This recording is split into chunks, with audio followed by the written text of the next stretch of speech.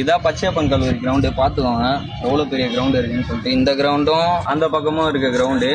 So இதுக்கு பின்னாடி இருக்கிற கிரவுண்டும் வந்து எம்ஆர்எஃப்க்கு குத்தகைக்கு விட்டாங்க. அதாவது வந்து இந்த பணத்துக்கு வாடகைக்கு தருவாங்க. இந்த கிரவுண்டையும் வந்து வாடகைக்கு விட்டாங்க, அந்த கிரவுண்டையும் வாடகைக்கு விட்டாங்க. அப்போ ஸ்டூடெண்ட் விளாட்றதுக்கு என்ன கிரவுண்டு இருக்குது? எதுவுமே இல்லை. நாங்கள் விளாட்லான்னு சொல்லிட்டு ஒரு 10 பேர் வந்தோம், ஃப்ரீ பீரியடில் வந்து விளாட்லான்னு சொல்லிட்டு. அதுக்கும் வந்து நீங்கள் விளாடக்கூடாது, அதாவது நீங்கள் எதுக்கு இங்கே விளாட வரீங்க, நீங்கள் வந்து ஆடுற மாதிரினா 6 மணிக்கு வந்து ஆடுங்க.